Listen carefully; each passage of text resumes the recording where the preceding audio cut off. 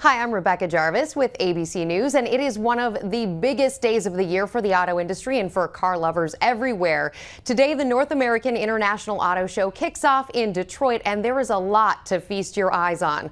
Ford unveiling this sleek and edgy GT. It's an ultra high-performance, lightweight sports car with more than 600 horsepower, generated by twin-turbo EcoBoost V6 engine, plus the Shelby GT 350R Mustang and the F-150 Raptor off-road pickup. Ford's F-150 taking home top honors as the 2015 North American Truck of the Year. And who better to have a conversation about all of this and break it all down than Ford's president and CEO, Mark Fields. Mark, it's great to have you with us. Oh, hi, Rebecca. Thanks for having me on. And it's this GT getting so much buzz. I heard that it was developed in a super secret location, a hidden entrance. Just a few people had access to it, and now everyone's getting a chance to see it. But everyone wants to know, how much is this thing going to cost? Well, we're going to talk about pricing a little closer to launch, but clearly it's going to be fairly exclusive, low volume. And you're right, we had it developed literally in a secret location in the basement of the company. And it really is a showcase for all the innovation and technology that we have across all of our vehicles, driven by innovation.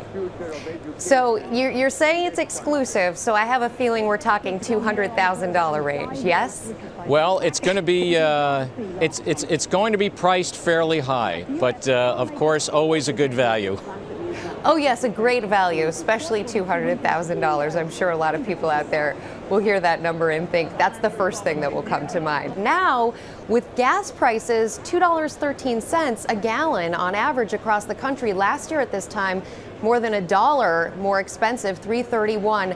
How much are you seeing that trend reflected in consumer buying habits? Are people shifting away from the more fuel-efficient vehicles and going towards the more of what we would consider the gas guzzlers out there? Well, I think what we're seeing in the industry, we are seeing a bit of a shift as consumers are in the marketplace. We're seeing a mix of maybe some CUVs and SUVs, maybe a little less cars.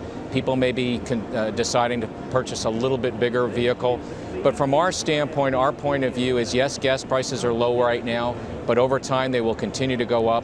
So our approach in whatever vehicle customers go for, to give them among the best or the very best fuel economy, because I think consumers they're really smart these days. They know that although gas prices are down, eventually they may go up, and they want to make sure that whatever vehicle they have, even if it's a little bit bigger vehicle than they originally thought they were going to buy, that they want great fuel economy. So do you expect then this to weigh at all on the alternative energy cars out there or any of the electric cars? Well, clearly we're seeing the adoption of new technologies by consumers. That's so important in terms of meeting both fuel economy requirements that the government set, but also the appeal of some of these electrified vehicles. And what we're seeing is the appeal or the attraction is still relatively low.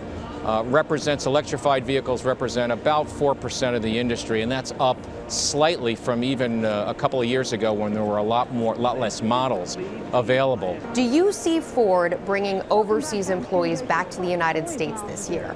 Well, we've actually done that. We've actually brought some work back from China and from Mexico back here into the U.S. When you look at the productivity of the American worker, when you look at energy costs these days, the United States is a very, very compelling place to manufacture goods. And our approach as a company has always been to build where we sell. So we're looking to hopefully continue that trend. We've added, just in the U.S. since 2011, 14,000 additional hourly jobs in our company. Part of that is because we're growing, but also part of it is because we are bringing some work back from some other countries. So we may see that trend continue. Mark Fields, thank you, and thank you so much for joining us. For ABC News, I'm Rebecca Jarvis. Have a great day.